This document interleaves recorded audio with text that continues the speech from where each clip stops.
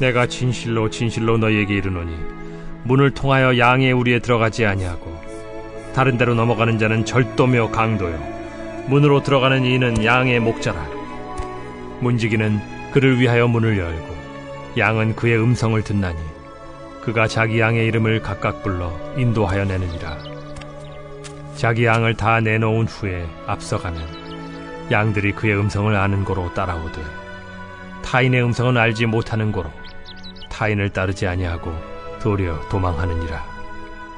예수께서 이 비유로 그들에게 말씀하셨으나 그들은 그가 하신 말씀이 무엇인지 알지 못하니라. 그러므로 예수께서 다시 이르시되 내가 진실로 진실로 너희에게 말하노니 나는 양의 문이라. 나보다 먼저 온 자는 다 절도요 강도니 양들이 듣지 아니하였느니라. 내가 문이니 누구든지 나로 말미암아 들어가면 구원을 받고 또는 들어가며 나오며 꼴을 얻으리라. 도둑이 오는 것은 도둑질하고 죽이고 멸망시키려는 것뿐이요 내가 온 것은 양으로 생명을 얻게 하고 더 풍성히 얻게 하려는 것이라. 성도 여러분 안녕하세요. 오늘도 주님의 은혜, 이 연말도 잘 마무리하시고 승리할 수 있는 은혜가 있기를 소망합니다. 오늘부터 해서 쭉 해서 저는 좀 그리스도인의 어떤 소망 찾기, 우리의 기독교와 우리 신앙의 의미 찾기, 뭐 이런 시간들을 좀 이제 마지막으로 좀 나눠보고 싶습니다. 특별히 교회와 신앙이 무너진 것 같은 이 시기에 여전히 우리가 이 그리스도인으로서 신앙인으로서의 의미가 있는가, 우리가 이런 좀 부분들이 좀 초점을 맞춰서 이 시간들을 좀 가져볼까 합니다. 제가 젊은 신학생일 때부터 했던 고민과 생각은 과연 기독교는, 그리고 우리 교회는 비전이 있는가? 존경하고 따르고 싶었고 그렇게 살고 싶었던 목회자들의 무너짐을 보고 심각하게 고민하고 절망했고 회의했던 저의 모습을 떠오르게 됩니다. 그리고 여전히 그러한 교회와 목회자들의 모습을 보며 믿지 않는 사람들은 뭐 고사하고 믿는 저와 여러분들에게도 이러한 모습이 어떤 의미로 다가올지 참으로 한 사람의 목회자로서 부끄럽고 죄송하고 송구하기만 합니다. 그럼에도 불구하고 우리가 가지고 있는 신앙은 그 부족한 교역자들과 목사들 때문에 무너질 것이 아닌 너무나 소중한 것이기 때문에, 그리고 우리 또한 교회와 신앙을 우리가 쉽게 떠날 수 없는 것도 사실이죠. 그래서 이러한 질문에 대한 소망들을 좀 우리가 함께 나누고 찾고 싶었습니다. 제가 몇 번이나 여러분 앞에 고백했던 간증인데, 제 대학교 1학년 시절 신학생 처음 입학하자마자 이런 회의감들이 막 저에게 심각한 존재 질문들로 막 닥쳐왔던 것을 기억합니다. 그리고 신학도 평생 신학도 그리고 신학도로서, 그리고 뭐 평생 그때는 뭐 20살밖에 되지 않았지만 평생을 유일한 꿈이었고 한 번도 바뀌지 않았던 그 목회자가 되겠다는 사명과 꿈이 막 흔들릴 그때 한 수업에서 존경하는 노 교수님의 말씀이 저를 다시금 일으켜 주셨어요. 그 말은 그 노 교수님인 자신을 포함해 선배 목사들과 교역자들이 많이 망가뜨려 놓은 복음을 흐리게 하였으나 여전히 이 세상 가운데는 온전한 말씀을 사모하고 그 말씀을 찾는 무리들이 여전히 있다. 그리고 그 양 무리는 진정한 목자의 음성을 안다. 그러니 너희가 포기하지 말고 그 복음이 강단에 온전히 선포되게 하는 연구와 삶을 그래도 포기하지 않고 살아낸다면, 최선을 다한다면 그 갈급한 심령들이 다시금 그 말씀의 빛을 따라 오게 될 것이다. 그러니 절망하지만 말고 여전히 최선을 다해 그걸 준비하라 라고 하는 말씀이었습니다. 그 말씀이 저에게는 그날 마치 저에게는 두 번째 거듭나는 시간이었다고 해도 과언이 아니었던 시간. 그렇구나, 여전히 내가 이 길을 가야 될 의미와 목적이 있구나 라는 걸 알려주는, 깨우쳐주는 위한 시간이 되기도 하였죠. 여러분들과 좀 그래서 그런 두 번째 거듭남의 시간들을 좀 공유하고 싶은데 제 말로는 참 부족하고 짧습니다. 그래서 여러분들과 함께 청파감리교회 담임 목사님이신 김기성 목사님의 말씀을 좀 공유하고 싶습니다. 이후에 우리가 공유할 영상은 CBS 잘잘법의 청파감리교회 김기성 목사님께서 나눠주신 말씀이고요. 제목은 목사님들의 성춤은 정치적 선동을 보면 크리스천이라고 말하기 너무 부끄러워요. 제가 믿는 기독교가 이런 건가요? 라는 주제로 함께 나누어 주신 말씀입니다. 함께 이 은혜를 나누고 싶습니다. 여러분 이 연말 여러분들도 이 소망을 잃지 마시고 우리가 가진 신앙에서 여전히 의미와 진리를 찾고 축복을 누릴 수 있는 귀한 자들이 되기를 주님의 이름으로 축원합니다. 이 영상 후에는 마커스 워십의 믿음으로 서리라 라는 찬양을 듣고 함께 마무리하도록 하겠습니다. 그럼 사랑하는 성도 여러분, 미리 인사드릴게요. 새해 복 많이 받으세요. 사랑하고 축복합니다. 가장 신성한 것이 변질되면 마성적으로 변한대요. 우리는 그 현실을 보고 있는 거예요. 지금 너무나 많은 사람들을 엉뚱한 길로 오도하고 있는 사람들이 있어요. 그들을 존중하면 안 됩니다. 비판해야죠. 그게 아니라고 말해야 되죠. 목사님이 하는 일이니까 다 옳겠죠. 아니에요. 목사도 잘못 저지를 수 있어요. 권력욕에 사로잡힌 이들이 사람들을 신앙적 언어로 오도할 수 있어요.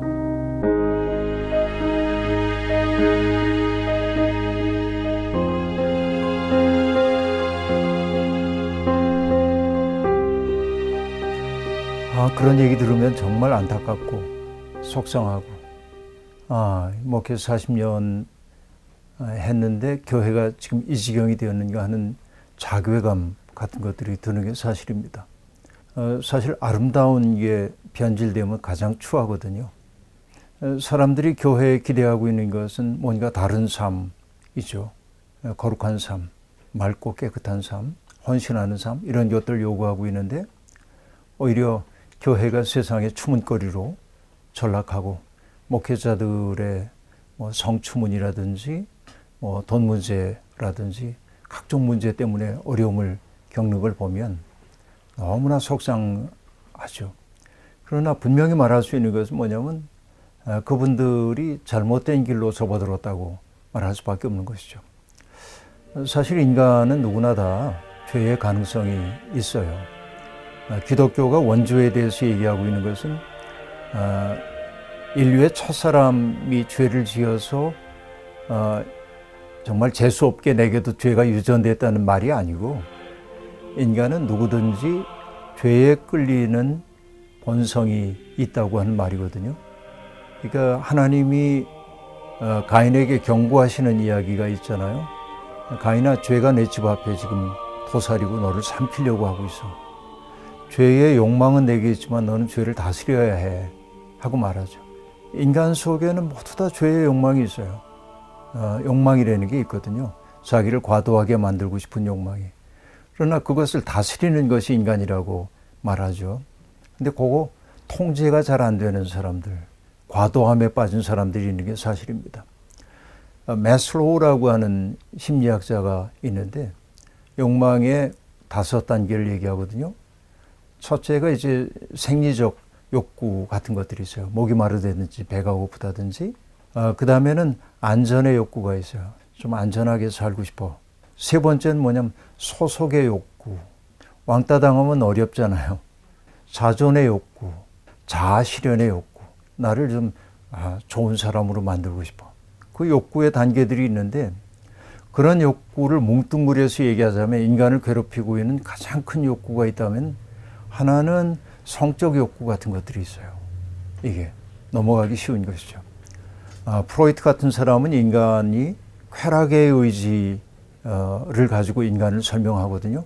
그러니까 뭔가 쾌락을 누리고 싶어하는 마음이 있죠. 또 하나는 권력의 욕구입니다. 나의 생각을 누군가에게 보고하고 그 사람이 나의 뜻대로 움직여줄 때 인간이 느끼는 쾌락이 또 있거든요. 근데 인간이 성숙해진다고 하는 것은 뭐냐면은 그런 쾌락의 욕구나 권력의 욕구를 조정할 수 있을 때가 아름다운 삶이라고 볼 수 있죠. 근데 종교 지도자들의 경우에 다른 사람들이 기대하는 바들이 있잖아요. 그러니까 자기 욕망들을 많이 눌러놓고 지내요. 그러다 보니까 때때로 위선적 자아를 내면에 형성할 때가 있어요. 남들에게 보여주는 것은 굉장히 산뜻하고 좋은 사람인데 자기 속에 있는 폭력 성향이라든지 자기 속에 있는 그 욕망으로 들끓고 있는 인간의 모습 같은 것들을 해소할 길이 없는데 그러니까 아주 음성적으로 그걸 해소하고 싶은 충동을 느끼는 사람들이 있는 거죠. 바로 그런 데서 빚어지는 일이라고 볼 수 있겠는데, 또 목회자들이 정말 경계해야 될 것이 뭐냐면, 교회에서 뭐 저 자신도 그럽니다마는 설교단에 서가지고 설교를 하잖아요. 말하는 사람이잖아요. 말은 권력이거든요. 그러니까 내가 주로 말하고 다른 분들이 들을 때 이게 권력으로 바뀌고, 또 교회라고 하는 구조 속에서는 목사가 중요한 인물처럼 여겨지기 때문에 자칫하면 자기가 굉장한 사람인 것처럼 느낄 가능성이 있어요. 특별히 교회가 커지다 보면 그럴 수 있어요. 내 말에 응답하는 사람이 많아지고 내가 동원할 수 있는 물질의 역량이 커질 때 사람은 오판하게 돼 있어요. 자기도 모르는 사이에. 인간적 규모를 넘어서는 순간 그 규모가 그 사람을 규정해요. 그러면 반드시 일탈로 나갈 수가 있는 거죠. 그래서 저는 중요한 게 뭐냐, 자꾸 자기 지우는 연습을 해야 될 거라고 봐요. 목회자들이. 어린 시절에 시골에서 놀 때 눈 오고 그러면요, 제가 잘했던 장난이 있어요. 그게 뭐냐면 소나무 가지를 꺾어가지고 들고 뒤로 걸어가면서 내 발자국을 지우는 거예요. 이렇게 안 걸어간 척하고. 근데 정말 목회자들이 평생 해야 될 게 뭐냐면 커지려고 하는 자를 자꾸 낮추는 연습해야 돼. 나도 똑같은 사람이야. 내가 이런 욕망이 있는 것도 사실이지만 이것을 누르고 살지 않으면 안 돼 하는 걸 자꾸 느껴야 하고, 그러나 하여튼 그 경계선을 넘어가 버려 가지고서는 일탈 행위를 하는 분들이 있고, 또 이것을 가지고 사람들을 자기 마음대로 좌지우지하려는 사람들이 있는 게 사실이죠. 그러나 기독교는 그렇지 않습니다. 왜냐하면은 지배라고 하는 것은 기독교에 없어요. 성서에서는. 성경의 가장 중요한 사건 얘기하라면은 구약에서는 출애굽 사건이고 신약에서는 예수 그리스도의 십자가와 부활 사건인데, 출애굽 사건이라는 건 뭐냐면 지배와 피지배로 갈린 세상에서 신음할 수밖에 없는 사람들을 하나님이 긍휼히 여기시고 그들을 찾아오셔서 자유인이 되어 살 수 있는 길로 인도하시는 거거든요. 근데 잘못된 종교 지도자들은 오히려 사람들을 자기도 모르는 사이에 혹은 의도적으로 지배와 피지배의 관계 속에 집어넣고 그들을 오도된 길로 인도하기도 합니다. 예수 그리스도는 남을 희생시킴으로 자기가 산 분이 아니고 스스로를 희생함으로 오히려 다른 사람의 생명을 살리려고 하셨던 분이죠. 이게 십자가와 부활 사건입니다. 그래서 이방인의 집권자들은 힘으로 사람들을 지배하지만 너희들은 그래서는 안 된다. 으뜸이 되려고 하는 사람은 모든 사람 섬겨야 해. 이렇게 얘기하잖아요. 이게 성경의 근본 메시지입니다.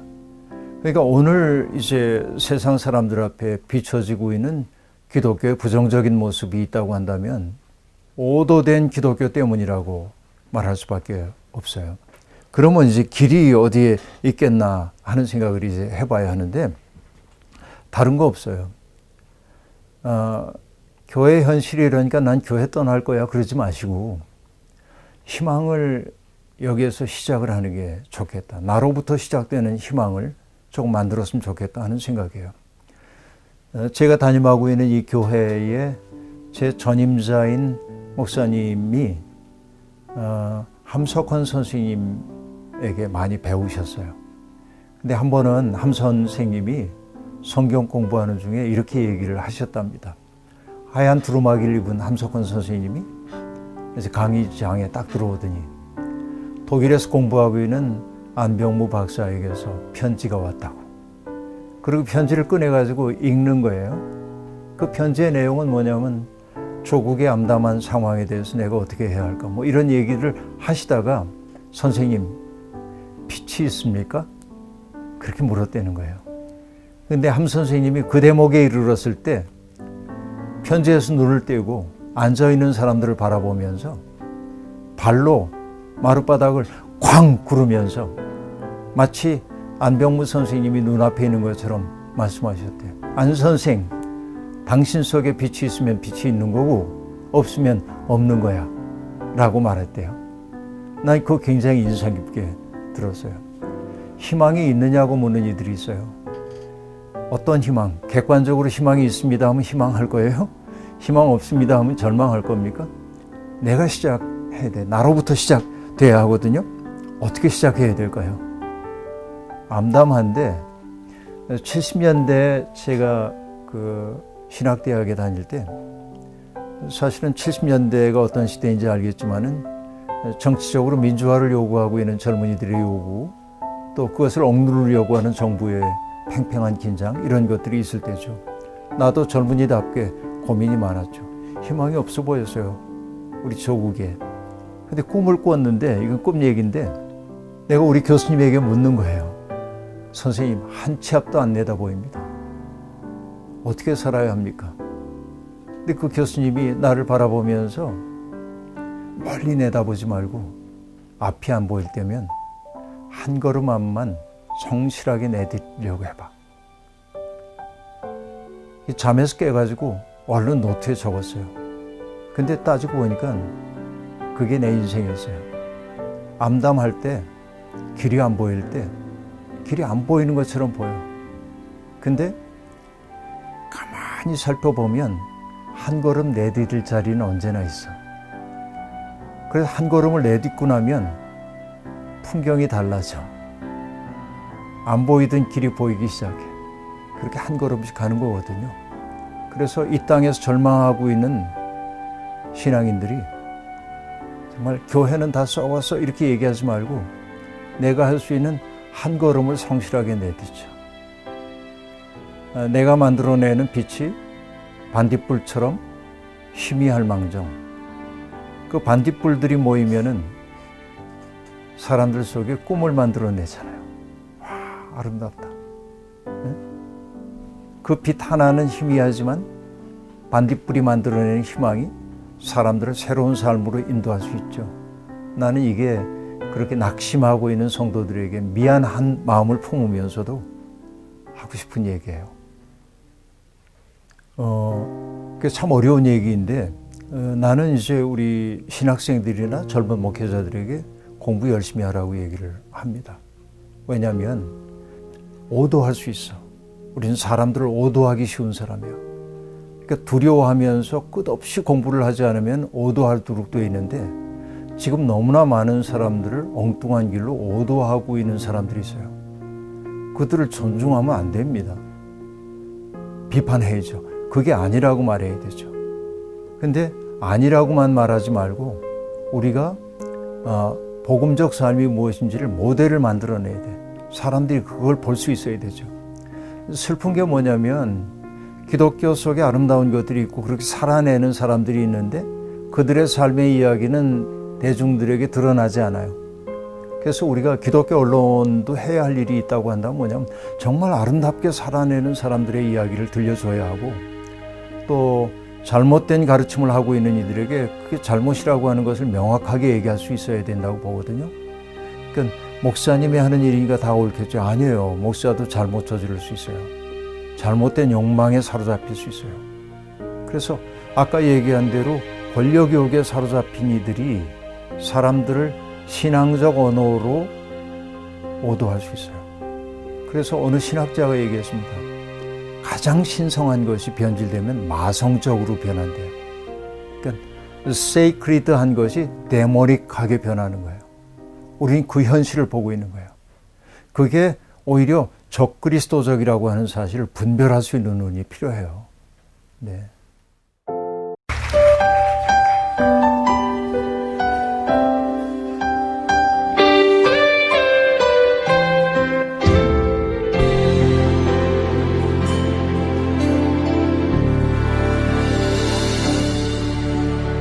이곳에 임하신 하나님 나라 가난한 마음으로 바라보리라.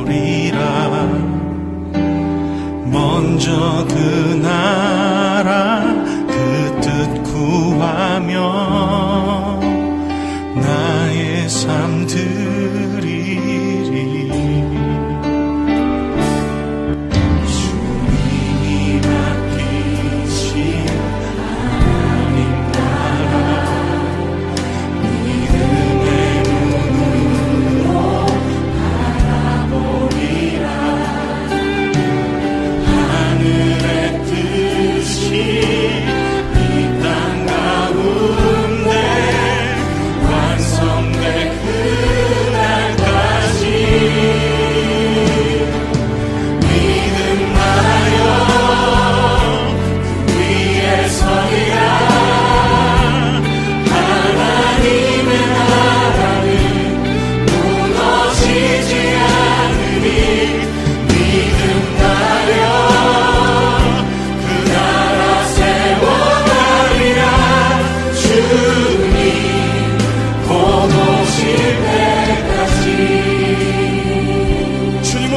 끝까지 우리가 나아가겠습니다.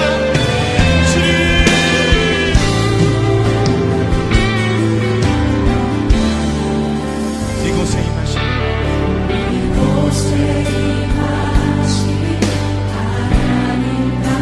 가난한 마음으로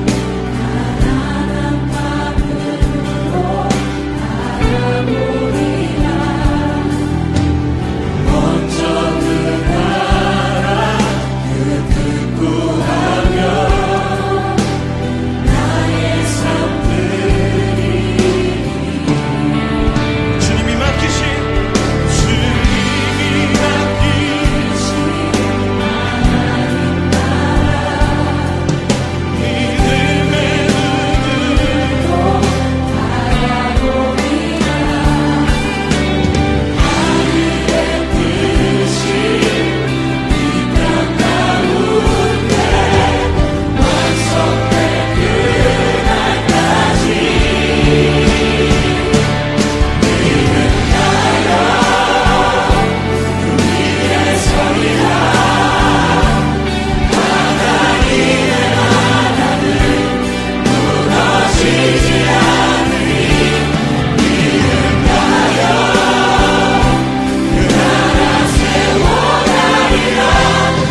주님 그렇습니다.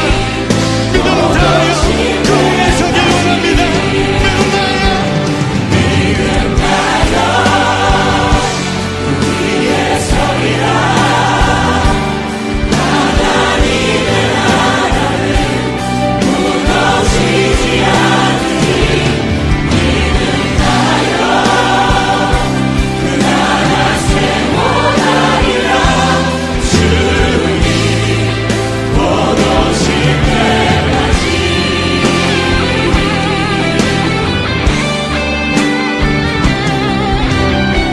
믿음은 바라는 것들의 실상이요 보이지 않는 것들의 증거니 선진들이 이로써 증거를 얻었느니라. 아멘. 믿음 다하여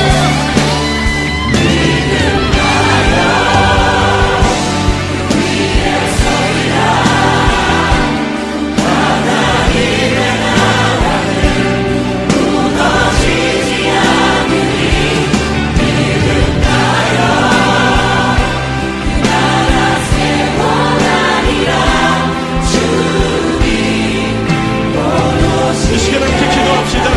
주님, 믿음으로 사는 것은 이 세상의 가치를 따라 살지 않고 아버지의 뜻을 따라 사는 것임을 믿습니다. 아버지의 의를 구하며 순종한 자들을 통해 오늘 이 땅의 교회를 하나님의 나라를 이루신 주님, 오늘 우리도 믿음으로 말씀을 따라 살겠습니다.